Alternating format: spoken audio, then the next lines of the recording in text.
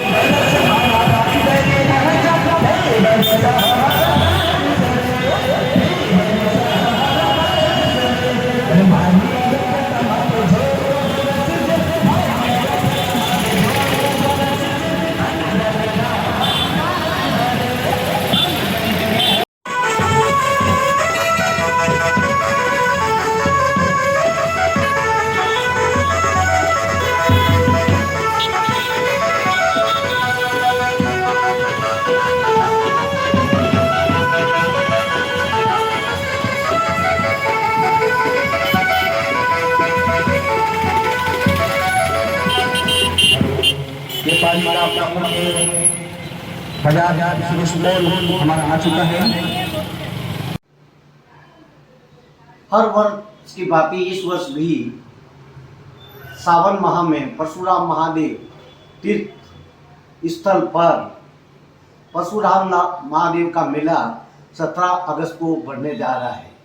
पूरे सावन मास में प्रत्येक सोमवार व अन्य दिवसों को भी लाखों की तादाद में श्रद्धालु बाबा के दरबार में उपस्थित होकर अपना शीश नवाते हैं।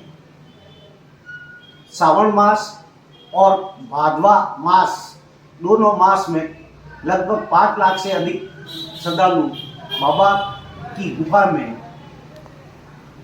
उपस्थित होकर बाबा के प्रति अपनी आस्था जताते हुए, जयकारे लगाते हुए पहुंचते हैं। जोधपुर से भी पद यात्रा निकलती है जो बाबा परशुराम महादेव तीर्थ स्थल तक पहुंचती है। बाबा परशुराम महादेव के दर्शनार्थ गुजरात, महाराष्ट्र, यूपी, एमपी और अन्य स्थानों से भी लोग दर्शन के लिए पहुंचते हैं। पाली जिला प्रशासन ने कुंड धाम से बाबा परशुराम महादेव मंदिर तक सुरक्षा, पानी, बिजली की पर्याप्त व्यवस्था की है। इसी प्रकार कुटा देवल से परशुराम महादेव तक राजसमंद प्रशासन ने पुख्ता व्यवस्था की है। इस बार का मेला 17 अगस्त को भरा जाएगा, जिसमें लाखों की संख्या में श्रद्धालु लाइन में लगकर भगवान परशुराम महादेव के दर्शन करेंगे। मैं सुनील त्रिवेदी, जे न्यूज के लिए।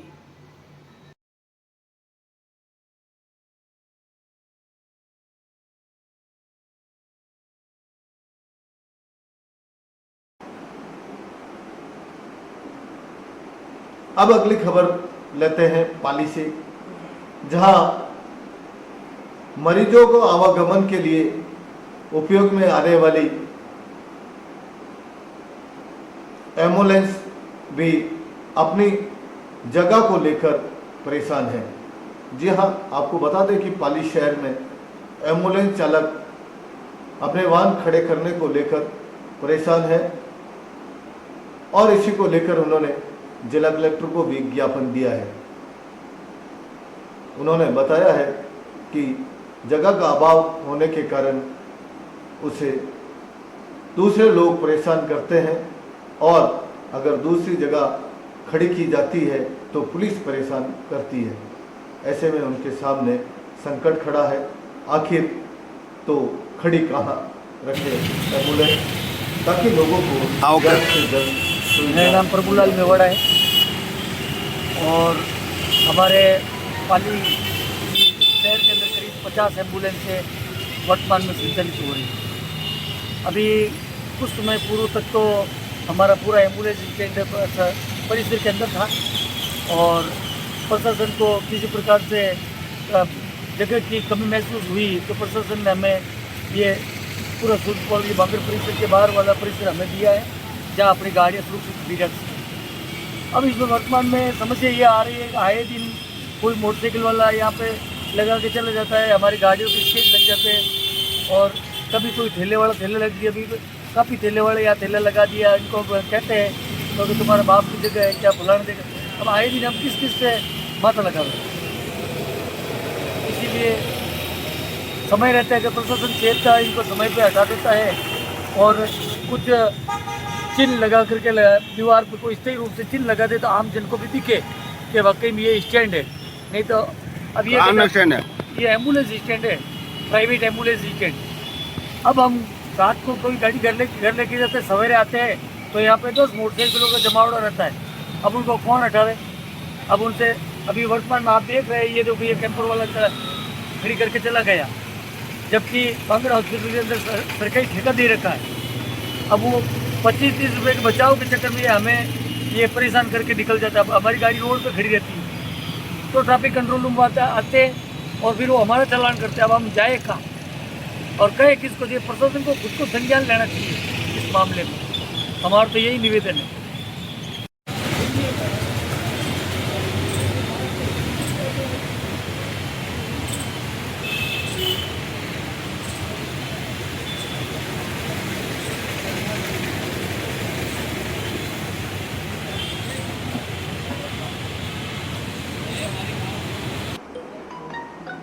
अब अगली खबर लेते हैं ओबीसी आयोग की।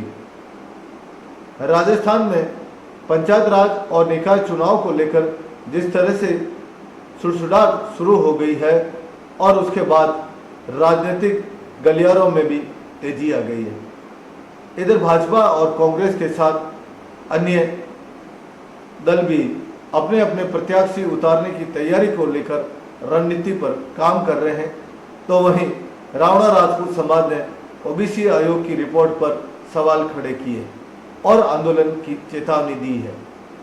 आज पाली जिला कलेक्टर रविंद्र गोस्वामी को ज्ञापन सौंपकर उन्होंने इस पर पुनः विचार करने तथा आंदोलन करने की चेतावनी दी है। सुनाते हैं क्या कहते हैं अध्यक्ष। किस मामले को लेकर आप मिले हैं कलेक्टर से और किस बात को लेकर के नाराजगी है? ओबीसी आयोग की जो जनगणना हुई है अभी, इस जनगणना में रावणा राजपूत समाज को मात्र 5,85,000 की काउंटिंग में ही हमको निपटा दिया गया है। ये हमारी पूरी राजनीतिक हत्या की गई है, बहुत ही बड़ी साजिश के तहत ये राजनीतिक हत्या की गई है। इसके अंदर हमारे ये जो 1-2 जिले मिलते हैं उसमें भी ये आंकड़ा पार हो जाता है। 50-60-70 लाख की पॉपुलेशन है हमारी, उसके अंदर हमारा ये पूरा ही 5,85,000 पे हमको निपटाने का काम किया है। भारतीय जनता पार्टी का 80-90% हम समर्थन करते हैं, लेकिन अगर ये हमारा इस तरीके की हरकत हमारी अगर राजनीतिक हत्या होती है तो इसके अंदर इस निकाय चुनाव में रावणा राजपूत समाज भारतीय जनता पार्टी को पूरा ही दरकिनार करेगी, बाइकआउट करेगी पूरा। मतलब कितना आपको अंतर लग रहा है? इसमें अंतर तो जमीन आसमान का अंतर कर दिया है इसके अंदर। ये तो कहाँ 70-60 लाख की हमारी पॉपुलेशन है और उसके अंदर हमारा ये 5,85,000 लगभग में ही हमको निपटा दिया गया है। तो आप क्या चाह रहे हैं?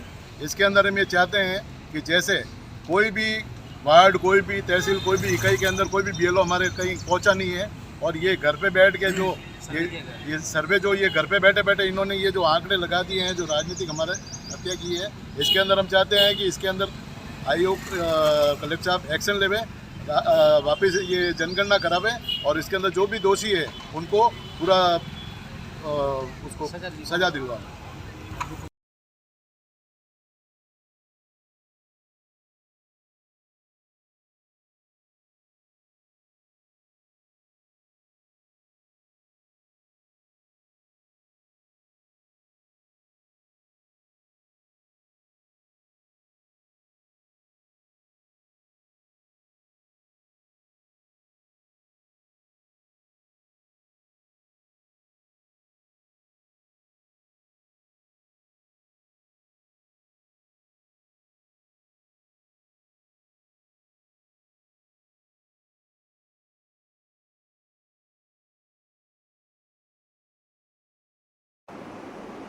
अगली खबर लेते हैं स्वतंत्रता दिवस से जुड़ी हुई, जहां पुलिस अधीक्षक पाली मोनिका शहन के ने आज अपने कार्यालय में सभी सर्कल के ऑफिसर अधिकारियों को बुलाकर कानून व्यवस्था की जानकारी ली। सर्कल वाइज अधिकारियों को अपने क्षेत्र में सभी प्रकार के रिकॉर्ड के बारे में ज्ञानता से बातचीत की और स्वतंत्रता दिवस शांतिपूर्ण मनाया जाए उसकी माकूल व्यवस्था करने के निर्देश दिए गए। आपको बता दें कि स्वतंत्रता दिवस के बाद आचार संहिता लगने के भी आसार है और उसको लेकर भी कहीं ना कहीं अब पुलिस और प्रशासन अपनी कमर कसता नजर आता है।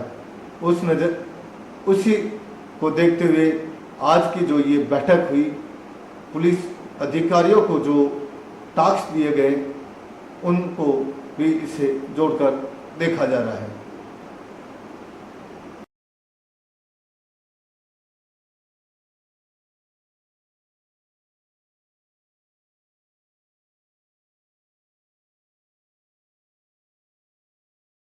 जोधपुर में आज SBI बैंक के कर्मचारियों द्वारा वीकली अवकाश व अन्य मांगों को लेकर विरोध जताया गया और अपनी मांगे पूरी करने की बात रखी गई।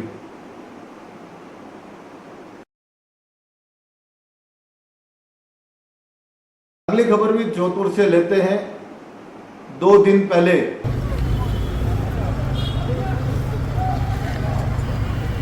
एक बस में आग लगाने की जो घटना सामने आई थी, उसमें पुलिस ने बड़ी कार्रवाई करते हुए 2 स्त्रीशिक्षकों को पुलिस ने गिरफ्तार किया है।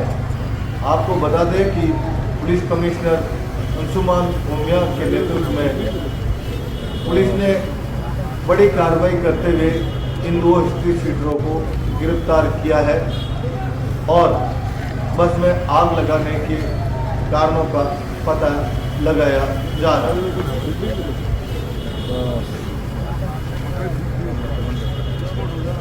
बड़ी खबर आ रही है जयपुर के विराटनगर से, जहां एंटी करप्शन ब्यूरो का एक्शन देखने को मिला है।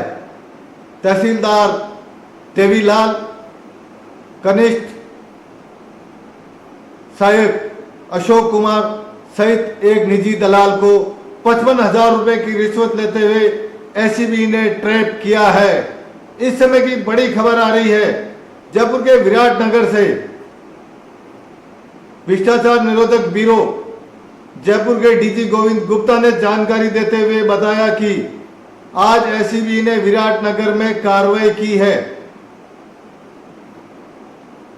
जिसमें तहसीलदार देवीलाल, कनिष्ठ सहायक अशोक कुमार और एक निजी व्यक्ति 55,000 रुपए की रिश्वत लेते हुए ट्रैप किए गए हैं।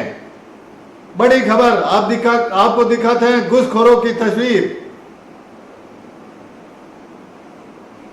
देवीलाल, तहसीलदार अशोक कुमार, कनिष्ठ सहायक और ये निजी व्यक्ति दलाल के द्वारा 55,000 रुपए की रिश्वत लेते हुए ट्रैप की बड़ी कार्रवाई। एसीबी का बड़ा एक्शन और देखने को मिला आज। और जहां आज एक संगठन द्वारा लाखोटिया उद्यान में बैठक का आयोजन किया और वहां से बांगड़ चिकित्सालय होते हुए जिला कलेक्ट्रेट पहुंचे, जहां बांगड़ चिकित्सालय में विभिन्न प्रकार की सुविधाओं को बढ़ाने के लिए 5 सूत्री मांगों को लेकर जिला कलेक्टर को ज्ञापन दिया। सुनाते हैं क्या कहते हैं इस मंडल के अध्यक्ष का।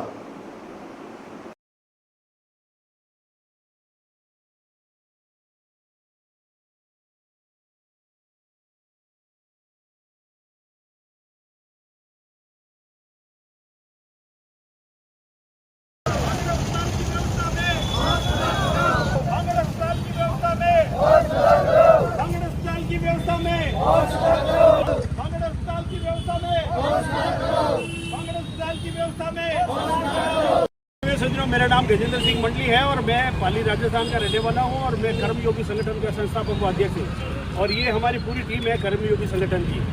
और आज हमने पाली जिला कलेक्टर महोदय के मार्फत एक ज्ञापन हमने चिकित्सा मंत्री गजेंद्र सिंह खींवसर साहब को भेजा है, जिसमें हमने हमारे पाली जिले के सबसे बड़े बांगड़ अस्पताल में हमारी 5 मांगों का हमने उसमें जिक्र किया है। जिसमें सर्वप्रथम हमारी मांग उसमें ये है कि पाली के बांगड़ अस्पताल में MRI मशीन लगाई जाए, क्योंकि MRI मशीन नहीं होने की वजह से मरीजों को बाहर जाकर के 5-7 हज़ार 10 हज़ार खर्च करके MRI करवानी पड़ती है।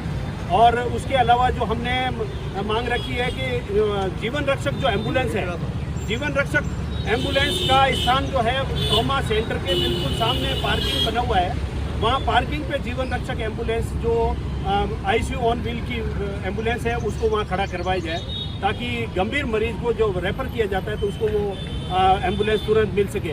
और जो कई एम्बुलेंस ऐसी है जिनके अंदर कोई इक्विपमेंट नहीं है और उन्होंने भी लिख रखा है ICU ऑन व्हील।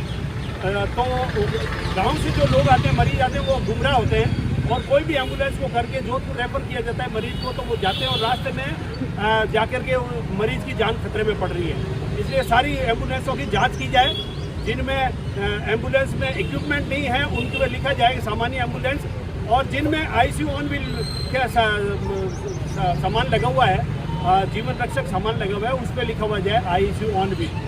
यूरोलॉजिस्ट लगाया गया है पाली के बांगड़ अस्पताल में पुष्पेंद्र जी चौधरी को, अब उनको जो है न्यूरो के कमरे में ही बिठा दिया गया है।